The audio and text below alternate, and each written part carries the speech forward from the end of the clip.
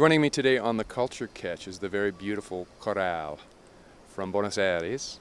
She now lives in New York City, and she's conquered South America, and she's got her eyes set on America. Welcome to the Culture Catch. Thank you very much. Thank you for having me here. It's our pleasure, and I'm sure the guys and gals out there don't mind either. I hope they don't. So tell me, how did you get to America? Why did you leave the success of South America? Why did you come to America? I just found myself getting to the highest point I could, reach. And actually, I was with my label by the time that I left. So I went to Miami for vacation. I wasn't really planning on leaving. My mom is still waiting for me in the airport. So, it wasn't that I said I'm going to go to United States. I just took a break from TV and from the label and, all that it comes down when you're making a record and with a, major label. So I was a little stressed about the whole thing, and I went to Miami, went to the beach a little bit, never came to America before, and put a band together and started playing all over South Beach. And it was great. Like, people started really liking the music. And how many years ago was this? 3.5. And we were making money, places were paying us, things that you don't see in Argentina. Out of the blue, we're playing and we're making money and we're having crazy success.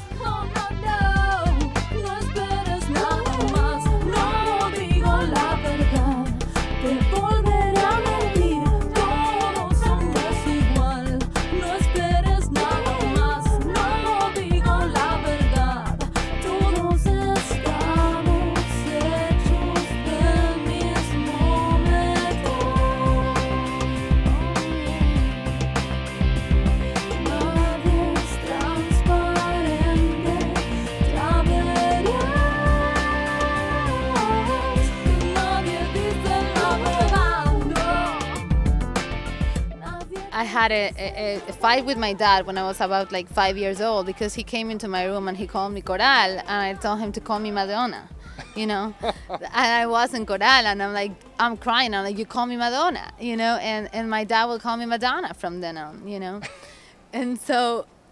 Madonna hates hearing this stuff. She's corrupted the youth of America. Yeah. And of South America. But I love, I just love that idea of, and I always had, it's not that I love Madonna actually, but it's just at that age, all I could see from her was the power of being so out, right. of the marketing, of making it, yeah. I wasn't really caught up in how good the music was or how well of a singer she was or whatever. I just thought, this is a girl making it big time. And that gave me the itch, I felt like I wanted to do that. And I grew up all my life really wanting to do that.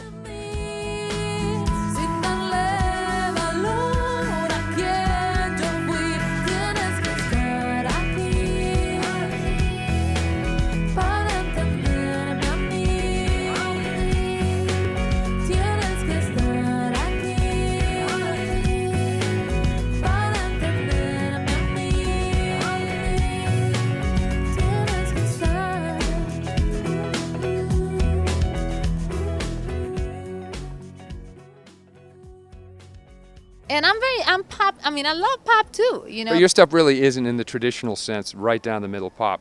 You can hear your influences. Yeah. The fact that you're singing in English now is fantastic, and you'd be hard-pressed to know otherwise that you were from Argentina by listening to your English and your singing. Thank God I don't have this accent when I sing. No, and it's fine. But I think that gives you an advantage, I hope. Yeah, I think so too. And the funny thing is, again, I always listen to English music, so it's not something that I'm writing about or that I'm starting to listen right now just to make it. Right. If you can hear it, even in my Spanish stuff, you can see my American influences.